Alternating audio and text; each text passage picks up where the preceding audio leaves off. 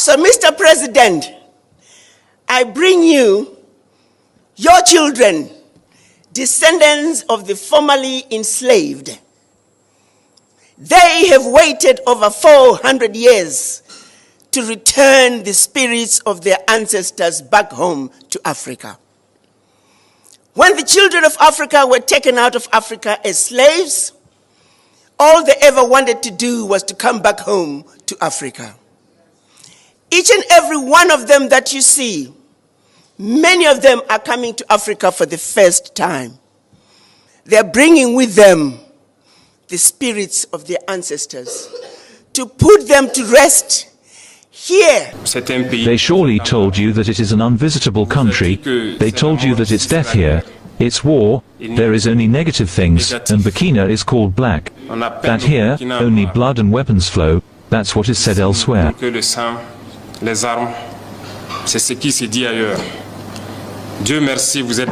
Thank God you arrived safely. You were able to be in Bobo Dioulasso. You've lived with us. Our culture is what binds us Africans. You were able to commune with many other nationalities who came to celebrate with us. Everything went very well. Now you are in Ouagadougou, and I hope that you are very well received, very well housed, and that you managed to commune with your brothers here. This is an important message that you are sending to everyone, and now you will be the ambassadors of this message when you are at home. That Burkina is very friendly. We live in Burkina Faso. What they want to make people believe is not Burkina. This is what they draw to get people to flee Burkina, and they depict all of Africa like that.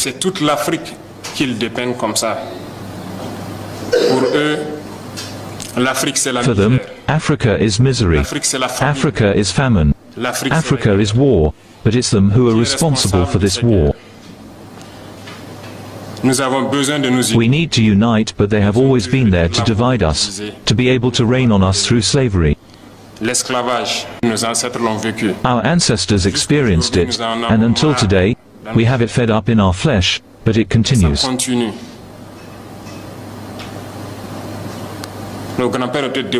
Our great people were deported, tortured, and again when they had their war, we supported them, but they paid us in monkey money. Others were killed when they tried to stake their claim. Several of them died in their village as a result of the war. Never recognized the work of the African. Our mission is first of all to awaken Africa and do better, so that you from the diaspora can make people understand what Africa is. When I see you, united in this association, I feel even more proud because that's all we are asking for today. Our fight is to be able to unite, because united we are strong, divide we are weak.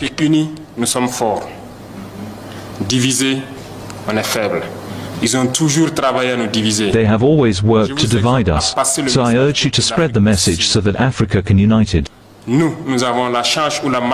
have been lucky or unlucky enough to live through war for several years, and at some point, we had to say enough is enough, that we are fed up. We have taken our responsibilities, and we realize today more than ever that we were right to take our responsibilities.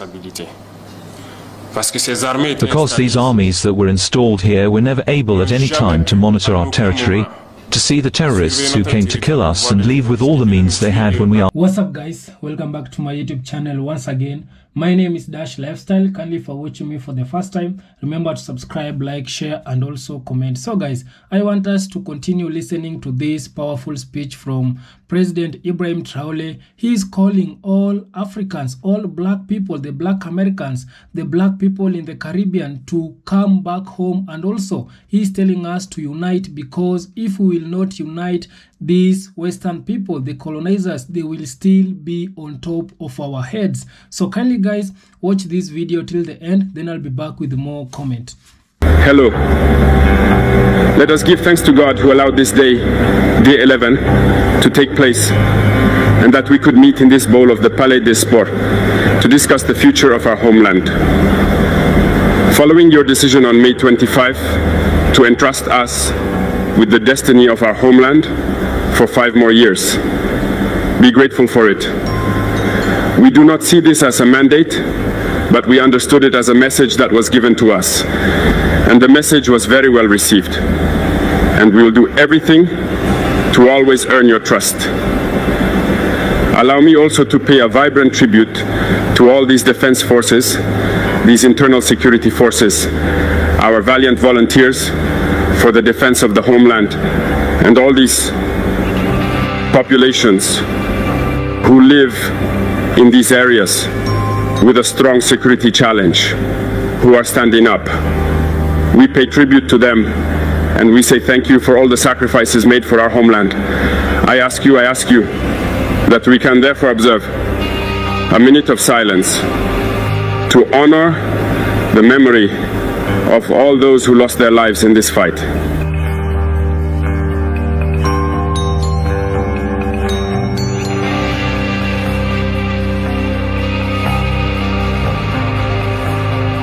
Thank you.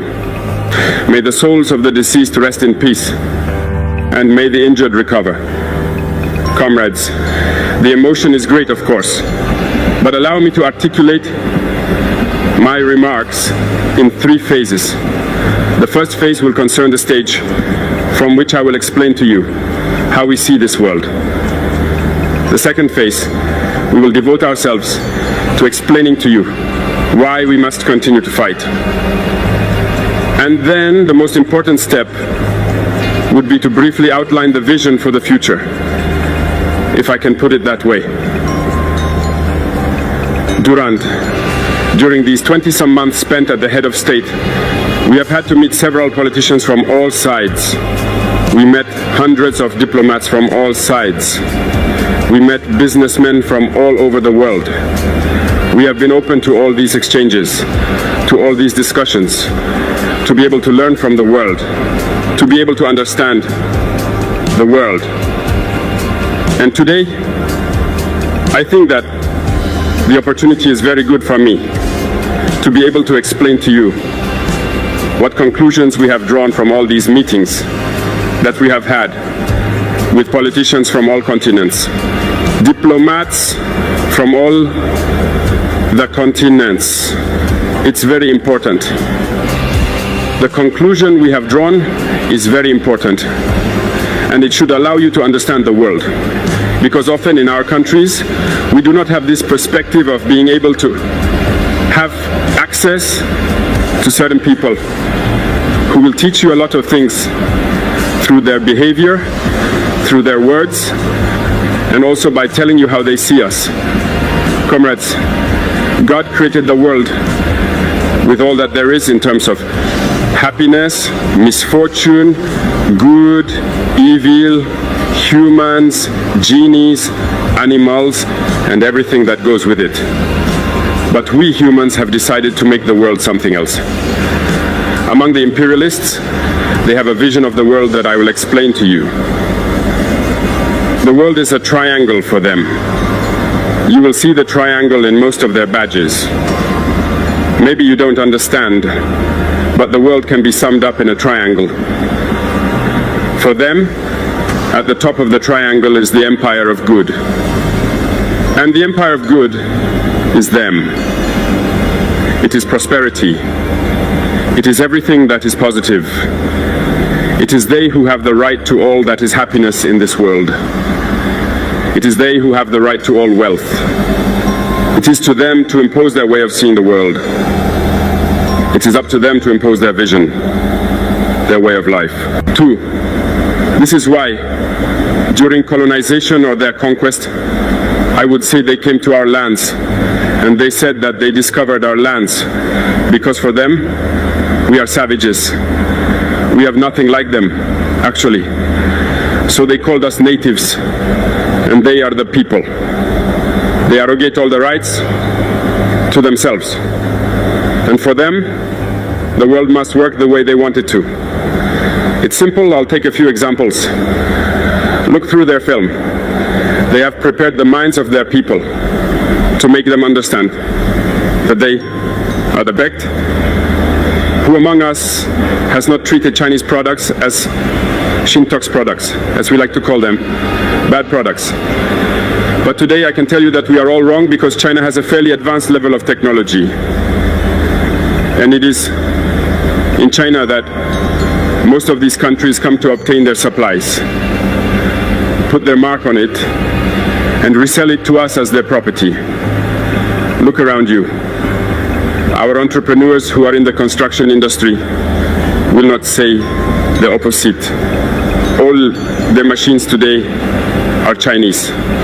Those who carry out transport will not say otherwise. They lied to us because we traveled around the world a bit in these 20 months to look for companies, to look for factories. And we understood that everything was coming back there. But through their communication, they led us to hate all Chinese products, to want us to understand that what is good came from them. Not necessarily anyway. It's simple. Go back in time. To better understand what I would say, we need to go back in time a little. And I hope that some people will read about the Tsars, the Mongol conquests, the Persian, Turkish, and Ottoman empires. Read their story, you will understand why the world is like this. At the base of the triangle, there are two empires. On one side, the evil empire, according to them, and the slave empire on the other side. This is how they see the world. Who do they call the evil empire? Which I just cited the origin of right away. And I told you to go back in time, go read it. You will understand why they are the evil empire in their eyes. They are fighting the evil empire. For them, the evil empire must disappear. For them, the evil empire embodies the devil. They communicate and they make it clear to their people that way. This is why, after the Second World War, in the 1980s, I would take the case of Russia, where all the stratagems were implemented to collapse it, with President Gorbachev. In the United States, it was President Ronald Reagan who was in charge. Three main stratagems caught our attention. So they went to Saudi Arabia to ask them to lower the price of oil from 35 to 7 to collapse the Russian economy. Along with this, the second ploy. Don't forget something. These same people who have just left Afghanistan, supposedly saying you are fighting the Taliban. The Taliban were received by President Ronald Reagan at the White House. They were armed by the CIA. The famous Stinger ground-air missiles were delivered to the Taliban to fight the Russians. And later, they come to supposed to fight them. Go figure it out. The third ploy was a bluff. The idea's project, Star Wars. Read. You will understand why they got President Gorbachev to create the Polos project, which broke Russia. Once Russia collapsed, those who claimed to be from the empire began to gloat, until this team came along with Vladimir Putin to try to bring Russia back to the surface. The evil empire. The evil empire, according to them, suffered greatly. Look at Iran today. All the possible sanctions, and for this they put a cliché in mind. The African is easy to manipulate. He is only emotion. They will always find an African to fight against his brother. And it's always been like that. Through communication, they made you hate your own skin color. In our cultures, and in many cultures in Burkina Faso, mourning was symbolized by the color blue. When a woman loses her husband, she therefore wore blue-colored outfits to mourn for a given time. They are the ones who came to tell you that black symbolizes mourning, the devil, mediocrity, everything that is bad. And unfortunately, we have swallowed this so much that when we grieve, we also put ourselves in black. We need to wake up. We need to wake up, because this is the cliché they have in mind. They are the empire of good, others are the empire of evil, and we are the empire of slaves. This is how the imperialists see the world. You must understand this. And here, I am going to rant against certain intellectuals who continue to want to preach for the imperialists. Are they ignoring this part of the story? I'm not inventing anything. It's been declassified. You will find everything I said in the library or everywhere on the search engines. Haven't these intellectuals read that? Do they not know the history of this world? Perhaps it is dishonesty or a few dollar bills that leads them to always preach for the imperialists. Our intellectuals must be able to preach at all times, to raise awareness among our people, our popular masses, so that they understand where they come from and how they are seen by the imperialists. Let's take the history of a few wars. You followed the Iraq War, a big lie that was invented, supposedly about possession of weapons of mass destruction. Some senators in the United States did everything to have the evidence. They didn't get it.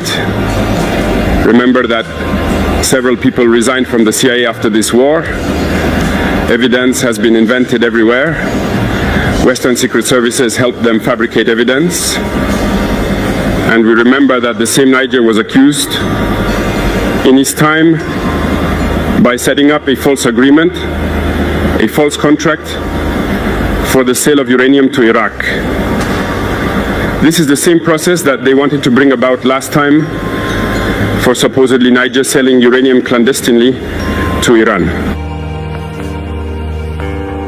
That they had no proof. Even the United Nations ultimately found that there was no tangible proof of the presence of weapons of mass destruction. But they had their objective, which was to destroy Iraq. They destroyed Iraq. They created the Islamic State, just like they created the Taliban in the 80s, the armies, equipping them, and then they pretend to come and fight them. Understand the game. It's gone on for too long. We need to wake up and understand all this and become aware of our situation and fight for our future. This whole war was invented passing through Iraq, Syria, Libya, with the aim of destabilizing the world for their benefit, because no one should be able to match them. This is what we are experiencing today in the Sahel also, that they have imposed on us, because they will always find black people who will get excited and who will take up arms against their black brothers. This is what we are experiencing. They never left this model. Unfortunately, many people agree with them because of a few dollar bills. When we asked the military councils to leave, we felt manifestations. We were made to understand that we would not be able to get by without them. And every time they told us, it was translated by attacks on the ground. We received the message well. At the dawn of the year 2023, we decided to tell the foreign forces present here to leave, because we want to fight in Burkina Faso.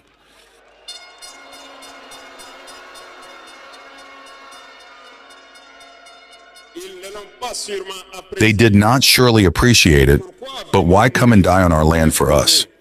We prefer to fight ourselves. We ask them to return home.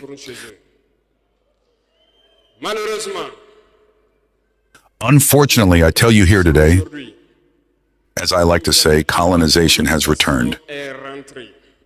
There are slaves of Ceylon who still have not understood.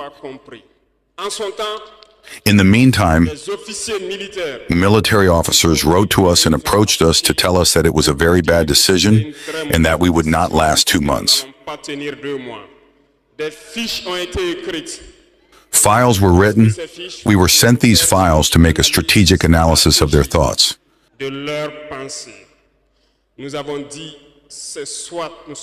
We said either we are sovereign or we remain slaves forever. Effectivement,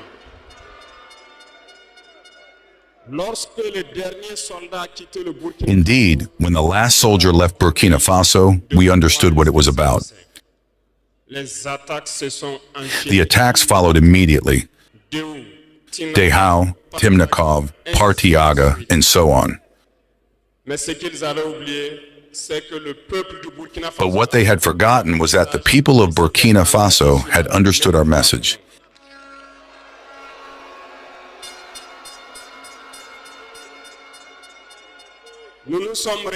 And had engaged in the same way as we did. We reorganized quickly, and suddenly we noticed that all the sleeping terrorists had woken up in Burkina Faso. We reorganized the army as quickly as possible. At an unequal speed, we have created several units, and even if several others are yet to come, we have equipped them. And today this equipment continues because in the days to come, the months to come,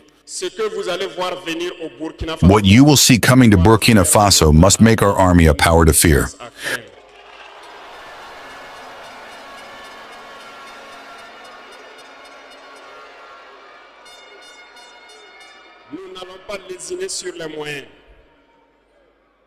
We will not hesitate about the means.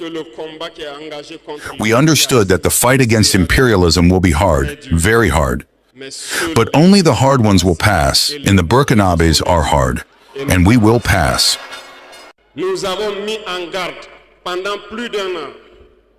We have put on guard for more than a year the local valets, the slaves of Salon, so that they do not betray their country for the benefit of imperialism. Some have understood and organized themselves. Others have not understood. Maybe they thought they were smarter, but today we have no more feelings about this theft.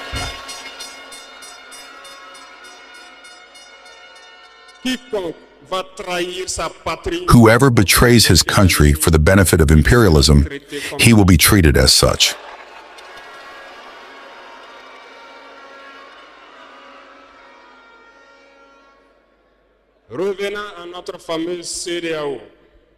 Returning to our famous ECOWAS, since we decided to leave the ECOWAS, the slaves of Salon have been driven everywhere. They want to scare the people.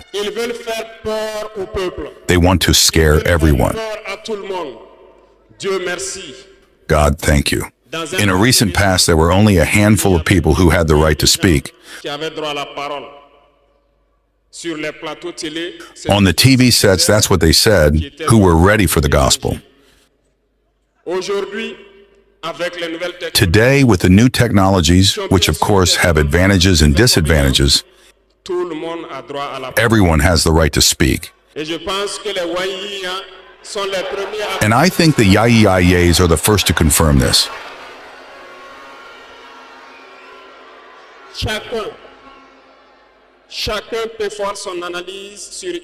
Everyone can make his own analysis of a situation. We can certainly make mistakes, but when we come to understand, we are open to explain the process. Here we will explain to you why we left the ECOWAS and where we are going.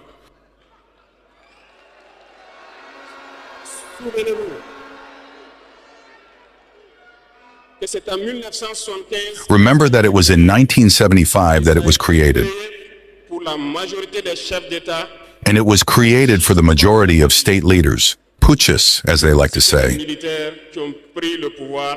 It was the military who took the power and took the responsibility to create the ECOWAS, so that there was a real economic growth of the people inside this space. Later, the so-called Democrats were invited to the heads of our states. They completely emptied the community of its foundation. When on June 26, Nigeria decided to take its destiny into its own hands, Nous étions surpris de voir la CEDEAO. We were surprised to see the ECOWAS appear on June 16th with a force in wait. Où était cette force? Where was this force? Lorsque des milliers et des milliers de Nigériens étaient When thousands and thousands of Nigerians were killed by terrorists, where was this force? When thousands of Malians and Burkinabés died under the bullets of terrorists, they said that by force they were going to house the valiant sons of Nigeria who took the destiny into their own hands. Do you believe that these are women who are in Nigeria? There are fighters there. The Nigerian army is a warrior. It has been fighting for years. It is not a parade army or a peacekeeping army. And the armies of the ECOWAS have decided to unite. We are waiting for this force in wait.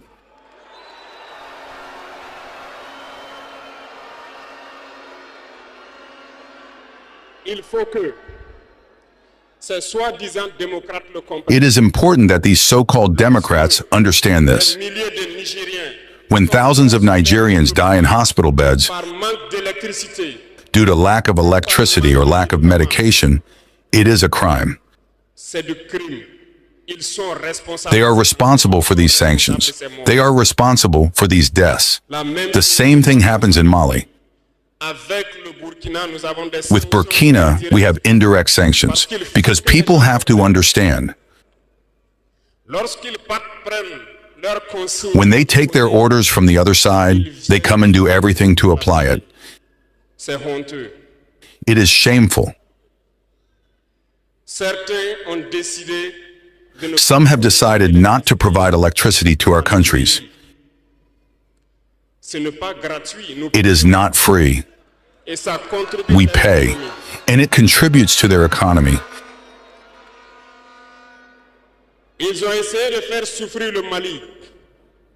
They have tried to make Mali suffer. And of course, by ignoring all the texts and not providing electricity to Mali, hoping that the population would revolt. It does not work. When it lasted, some were forced to make their own people pay by increasing the cost of electricity.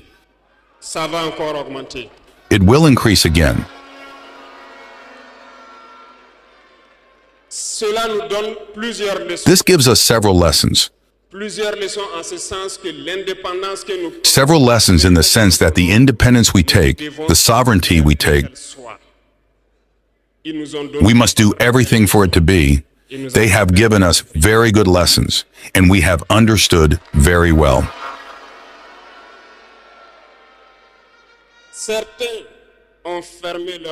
Some have closed their ports,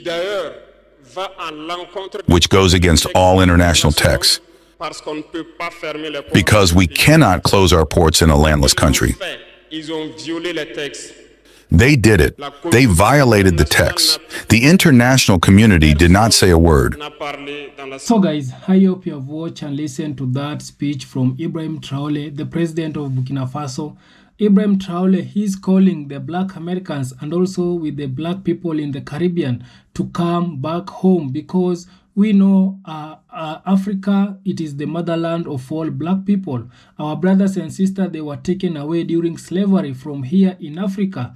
They went to the Caribbean and also they went to America. And that's why we have black Americans and we have Afro-Caribbean.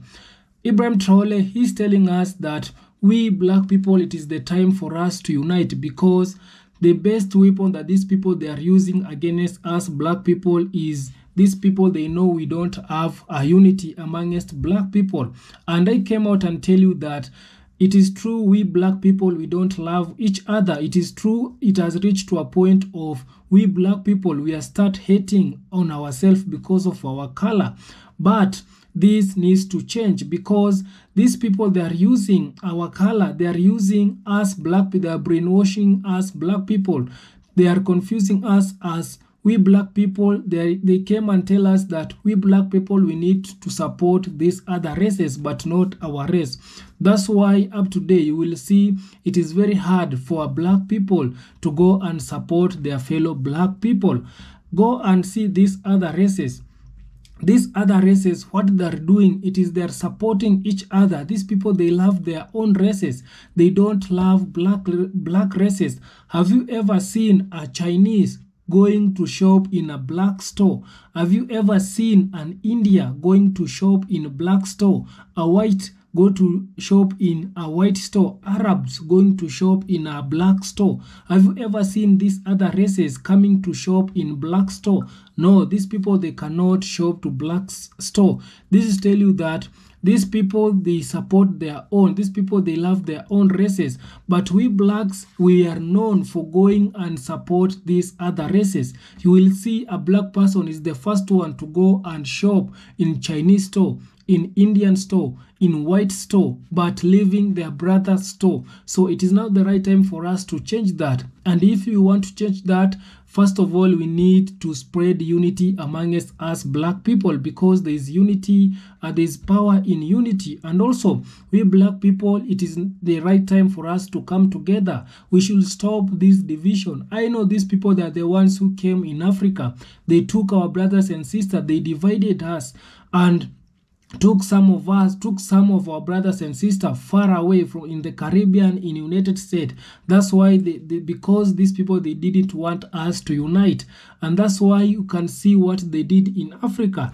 These people, they came in Africa. Africa, it was one continent, it was one country, it was called Abulanke.